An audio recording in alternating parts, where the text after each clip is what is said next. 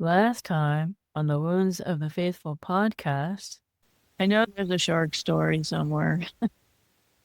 How does a shark come into play with? Is that just something you survived, or is that? Look, that was a fun NDE, near-death experience, where Okay, yeah, very it was relevant. the classic one where you have your life flashing before your eyes. Right. And the important part about this isn't so much the shark attack in the context of let's say a Christian faith. Afterwards, because I love the ocean, I love spearfishing, and there's always sharks. Where there's fish, when we're chasing fish, it's always a good sign when there's sharks around because that tells you you're in the right area. And it's a fun story. Like, this thing had my leg, and I don't believe it when people say, "Oh, I punched it and then it went away." I'm stabbing this thing in the eye and it's not letting go. And I'm about to drown, right? As a fighter, I've taken a lot of hits, but never, ever, ever has my body felt like a rag doll being shaken by a dog. So I literally felt that my body going Oh, like, yeah, like yeah. just so rapidly shook. I'm like, whoa. Welcome to the Wounds of the Faithful podcast, brought to you by DSW Ministries. Your host is singer, songwriter, speaker, and domestic violence advocate Diana Winkler. She is passionate about helping survivors in the church heal from domestic violence and abuse and trauma.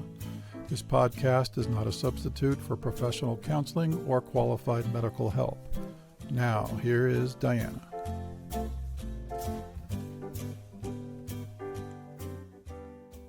Hey, folks. Thanks for coming back to the podcast. We're back listening to part 2 of my conversation with Tim Thomas. So far, it's been really exciting, hasn't it? He is definitely a storyteller, and we got more of that for you today. So I'm not going to review his bio. You can read that in the show notes. And of course, as always, I tell you to go back and listen to part 1 if you have not done so already. But so hold on to your seats, and here's part 2 of my conversation with Tim Thomas. Enjoy. I had my mate Jimmy. Now, Jimmy was a fellow commando, and where we train is a place called the Kill House, where we get very used to shooting close to each other. And he was coming down, and he had this look in his eyes saying, "I got this and I got you." And it was so strange. Even though I'm about to drown, like, it wasn't a big shark, it was maybe 2 meters. But like I said, the power it had was surprising. And I'm getting tangled up in my float line, and Jimmy's coming down, and I look in his eyes, and like I said, as much as I was about to die, the trust that went through my system had me completely relax and be at peace. And it was at that moment I realized, when times get tough, as humans, we think, "Oh, I need more stuff to feel secure." We don't need more stuff. We need more trust. And it's in that trust that we can find our rest. My mother always says, we don't find rest until we rest in the Lord. It's pretty hard to find trust in another human being, but you can find it, in the above. And on this occasion, I got a taste of that through another human. So I was able to turn my body, give him a shot, and his spear from his spear gun went straight through the shark that was hanging onto my leg. And look, long story short, I survived and lived to tell the story. But afterwards, and the point I need to sort of make here is, afterwards, someone said, "When you saw your life flashing before your eyes, do you think that was a spiritual experience?" And I'm like, "No." And here's why. Yeah, no, it wasn't. It was cool. It was new. I'd never seen it before, but it was just my life through my eyes. Okay. I didn't get any other perspective. It was just my life seen through my own eyes. If that was a spiritual experience, I would be seeing the sequence of events of my life and how that one action impacted others. I've got the faith to know that when this body of mine goes back into the earth, God will say, "Here's your life as you saw it. Now, here's your life as I saw it." But faith to me is not so much whether God exists, because he simply does or doesn't.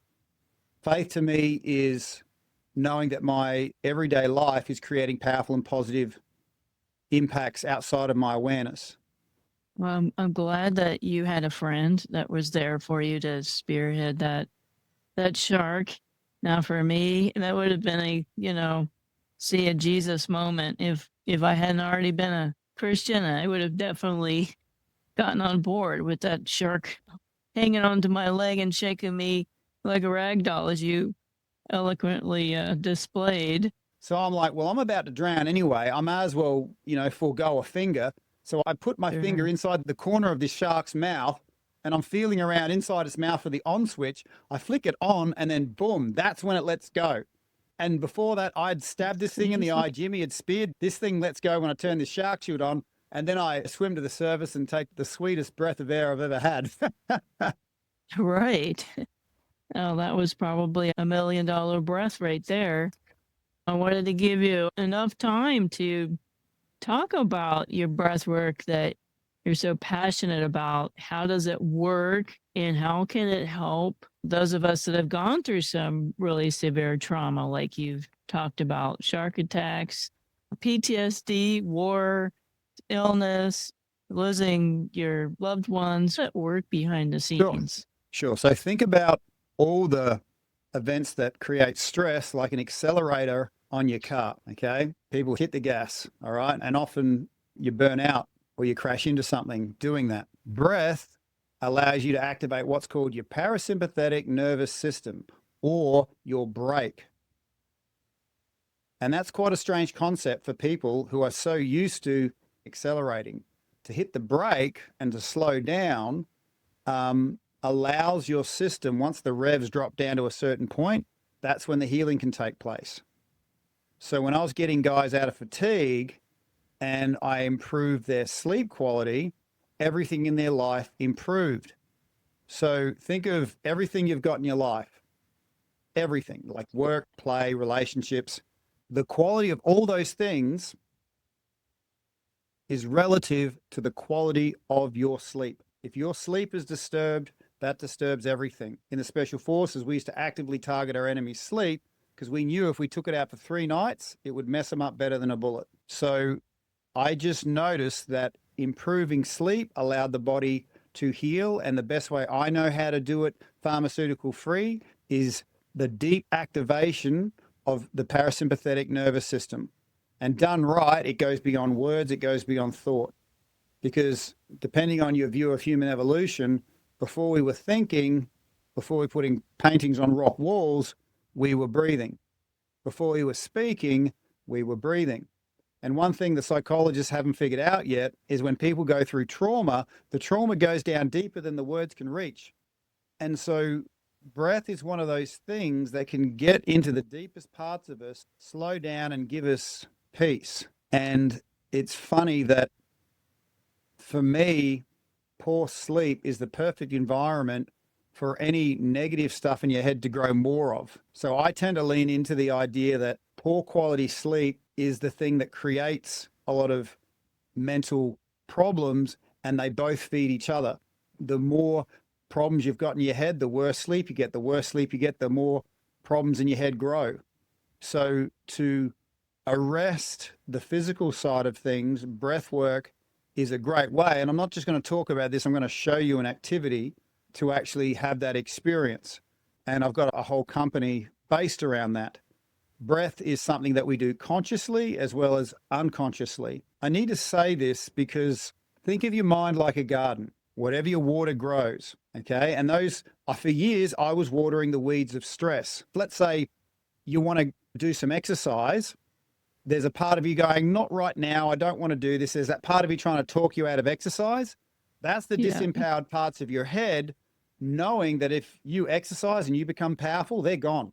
They're no longer in there. So they scream the loudest when they're about to die. So if you amplify that by about 1,000 and someone's got some trauma in their head that they've been feeding for years, that's what you're up against when you often do anything new that's positive.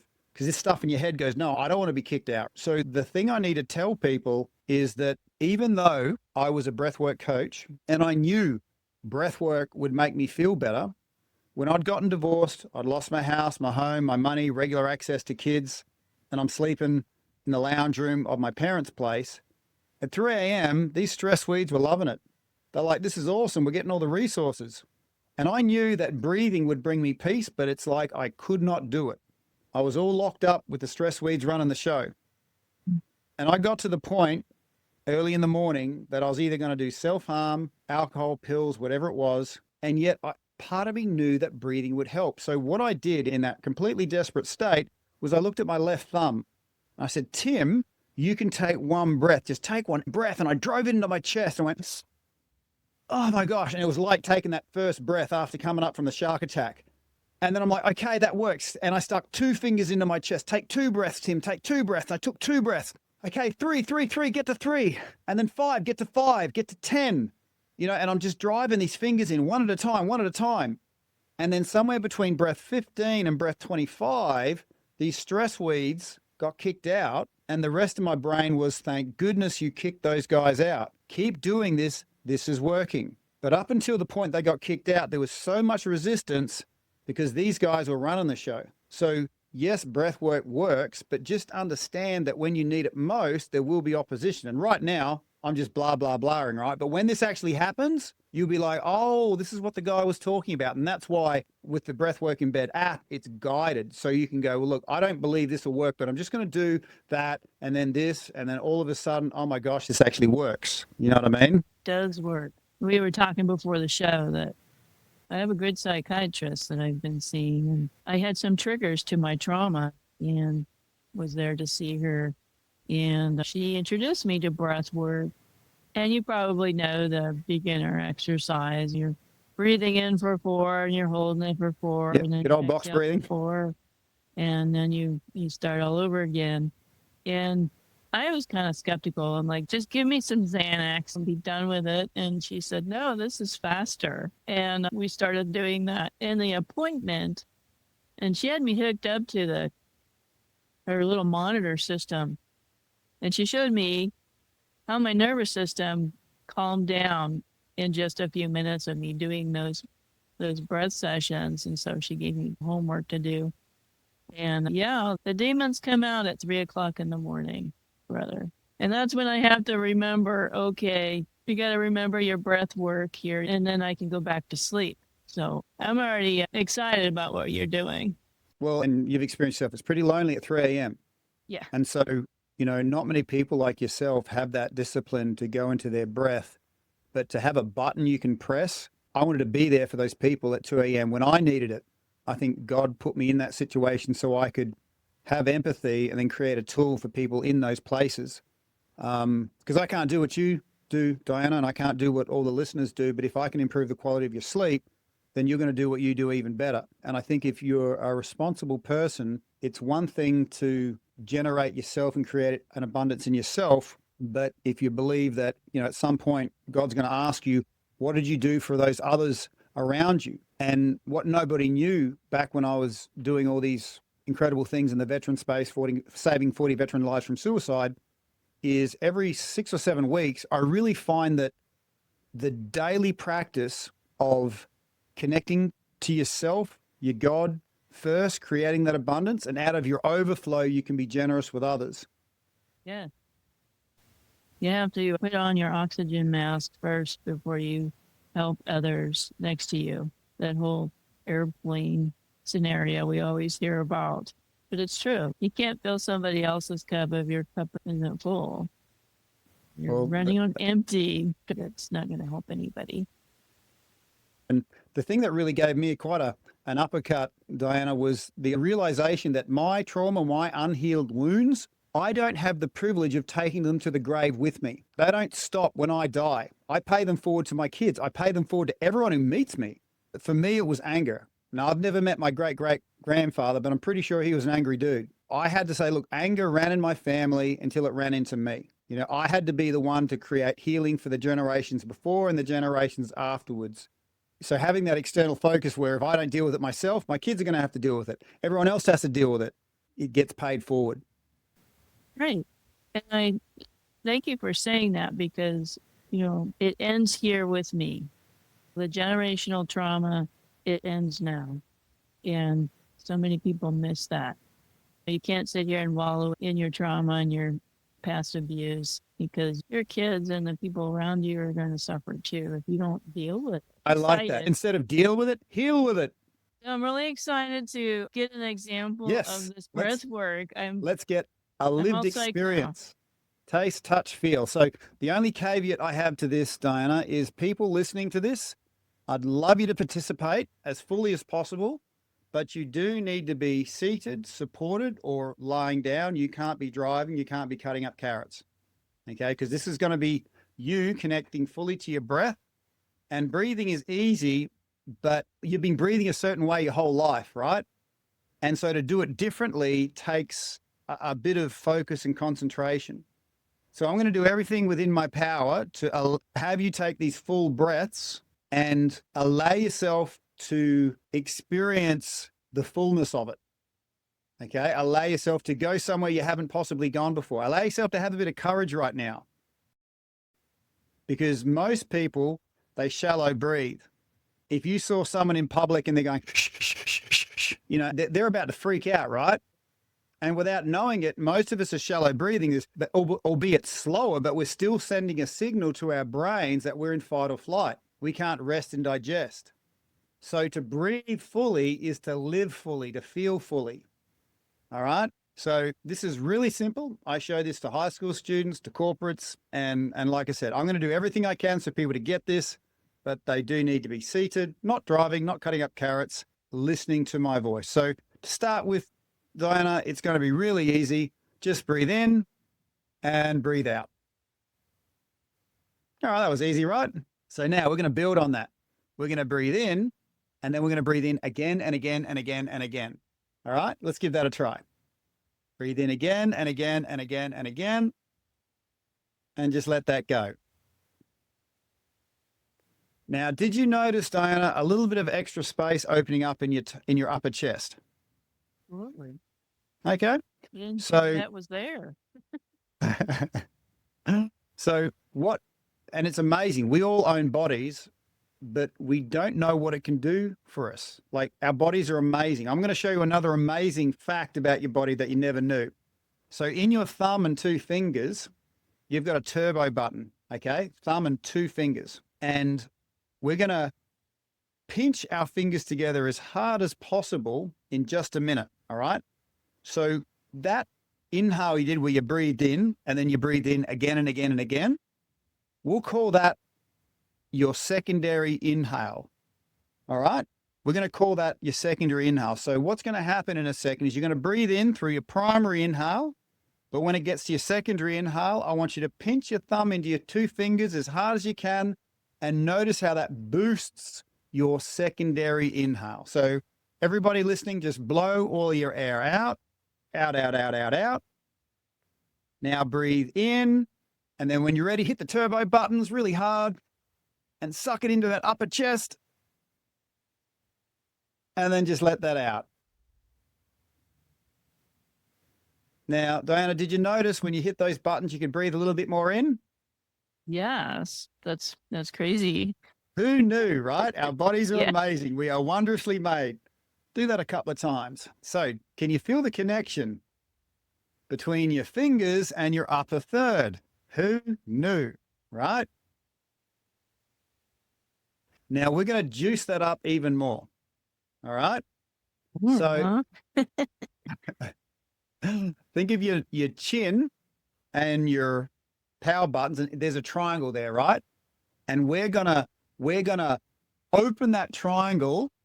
We're gonna hit our power buttons as we raise our chin to the roof. So our chin is gonna go up, our chest is gonna go up. It's like we're leaning back. Okay, so I'll give you a little demonstration. We're gonna breathe out, then breathe in, and when it comes to the secondary inhale, we're gonna raise our chin, push our power buttons, and hold it there, and then just feel what it is to get it all up in that space. Are you ready? Yep. So breathing out, breathe it out, out, out, out, out. Breathing in, hit your power buttons, raise your chin, raise your chest, look at the ceiling, raise your chin higher. Up, up, up, open, open, open, and then just let it out. Almost like an upward dog. Pretty much. It was like, yeah, seated upward dog. Yep. That was great. And we're about halfway through. So the thing about this secondary inhale, I call this the breath of possibility. Okay, when I've got crap in my head I don't want there, I notice my structure hunches over. Okay, and things become impossible because I'm all hunched over. I'm pinching off my own air supply. So what this does, when we breathe forcefully into this upper third, I make the impossible possible. So this is your breath of possibility. So what I want you to do is try and double the speed of inhalation, but just do it through your nose. Really try and snort it, flare your nostrils, snort it through your nose. One thing my fighting coach taught me was that doing a nice snort through your nose, it goes through your sinuses straight into your brain. So the quickest way to oxygenate your brain is snorting through the sinuses. I don't know the science behind it, but it seemed to work in a fight. All right. So what we're going to do is like double the speed of our inhale by really raising that chin fast, pinching those ones and opening up this space with a bit of aggression. Are you ready? So let's exhale, exhale, exhale, exhale. Breathe in, hit your turbo buttons and snort, snort, snort. Look at the roof, look at the roof. Open the chest, open the chest, open your chest like a flower. Now hold that there, wriggle your shoulders. Open up that space by wriggle your shoulders, wriggle your shoulders. Opening up, feels really good to open it up and let it out with a loud sigh. Great. All right, how you feeling? I'm feeling good. Okay, so we're halfway through. Breath of possibility is up here. Breath of peace is down low in your belly. So what we're going to do right now is we're going to do that big inhale, okay, filling that breath of possibility, that top third. We're going to hold our breath. We're going to let that air go from our upper chest, middle chest, lower, and we're going to push it down low. Our hands are going to be on our stomach. We're going to push it down as low as it can go. We're going to squeeze it down there, and we're going to let it out with a hissing noise. It's like the air wants to come out, but your mouth is stopping it. A bit like you got that pressure cooker on the stove and there's that steam coming out. That's what it's going to be like. And I'll coach you through it, but the longer you can make that sound for, the better it's going to be. Now, this is something new, so we're going to do this 3 times. And the third time you do this, you'll probably be able to relax and move a whole lot more freely. There's no wrong way to do this, but just this is doing something new, and I want to acknowledge you. You're doing really well. Normally when I'm running a workshop, it takes about an hour to get people to this stage. So you're doing really well. So listening to my voice, we're going to blow all our air out, out, out, out, out, out. Breathing in, power buttons, raise your chin, raise your chest, open your chest like a flower, in, in, in, in, in. Then hold it and wriggle, wriggle your shoulders, wriggle your shoulders. Now, let your head relax forward. Let your head relax forward. Let your shoulders relax forward. Put your hands on your belly and squeeze your belly. Let your head sort of hang forward like it's down towards your knees. And then let out as long as possible. And as you let it out, let all the tension fall out of your body. Tension out of your shoulders, out of your arms, out of your face. Feel like you're a deflating toy. Air's just falling out of you, and so is the tension. Let it all just fall out with your breath. Well, no. Very good. And this last one is going to be the best one ever. With your turbo buttons ready, blow it all the way out. Breathing in. Open up that chest, raise that chin, feel that flower in your chest opening up. Let the sunshine in, let the sunshine in. Hold it, wriggle it around, wriggle it around. And holding your breath, just collapse your head forward, collapse your head forward. Let your head just hang loose. Hands on your belly, hands on your belly. Feel that balloon of air down below. Squeeze it and let it out with a ch. For as long as possible. And as that air leaves your body, let all the tension just deflate out of your body. Your whole body is deflating and resting and coming to peace. All the tensions from your neck, your shoulders, your spine, your face. It's all just leaving with your exhale.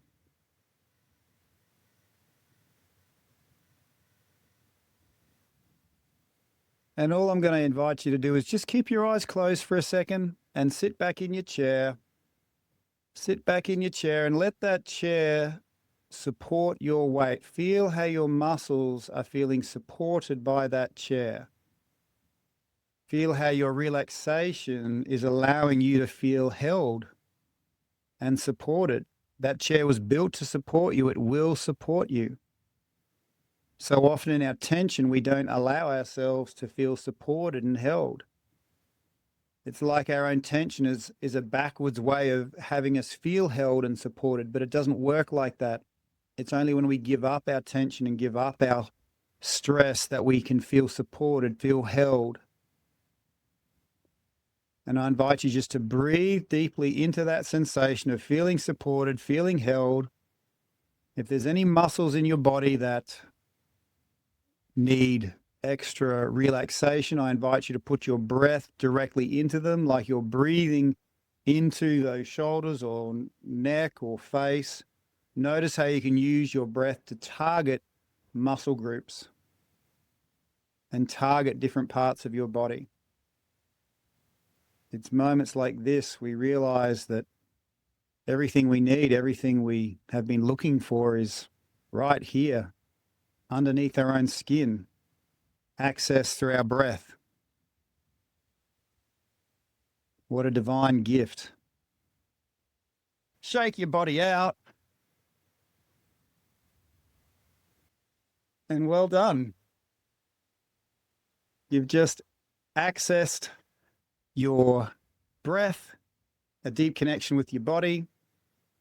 And how do you feel? Yeah, I feel like going for a run. That's the first time I've ever done that on a podcast. So this was great. That was more than I was expecting you to give us tonight. That was excellent. So tell us how the folks can get in touch with you. I know you have your app. Mm-hmm. Yep. So anyone with a phone can put in 3 words to their app store, Breathwork in bed. I'm not a tech person, so I made it tech easy. It'll ask you when you want to sleep, when you want to wake up, and then notifications will fall out. At that time, you just hit the button and away you go. You'll be guided to sleep with peace, out of bed with power. There's a bunch of bonus features on there that I'll let you discover for yourself. If you want to reach out for me personally, you can go through the website, breathworkinbed.com.au. And, you know, I just want, my desire is that people see how wondrously they're made, and not just see it, but taste, touch, feel it. So if you did that activity, you'd be feeling what it is to go, wow, this is awesome. I thought I'd have to take a pill or some external substance to access that kind of power. The resources is there, and there's an accumulation effect. The better you sleep, the better you get out of bed, the better day you have. Then there's a lot in there, and the app is specifically made to give people, you know, the good stuff when they need it. Yes, I've got socials, and you can subscribe, obviously, but there's enough social media in the world, in my opinion. What people need more than anything else is quality sleep. Because if you go off the idea that sleep is the soil from which everything grows, I believe everyone's got seeds of greatness, seeds of uniqueness inside of them, and they're just laying dormant for the right conditions. So when you improve your sleep, that's good. But what makes me excited is the flourishing of people's uniqueness, greatness, the gifts that they have that are just sitting dormant, that'll never grow while you're in fatigue. Right. Exactly. Well, this will all be in the show notes. How much is the app? Is there a cost? The first 28 days is free. It costs less than a cup of coffee for a month to subscribe. But yeah, you do get the first 28 days free. Yeah, cheaper than pharmaceutical drugs too. Well, I thank you so much for what you do for saving lives. And even though you're not in our military, thank you for your service. You're keeping people safe and doing the job that some people are not willing to do, to go running into fire or bullets or danger. And so thank you so much for being on the show and sharing with us those exercises at the end. That was priceless. 2 things I'll do for your viewers.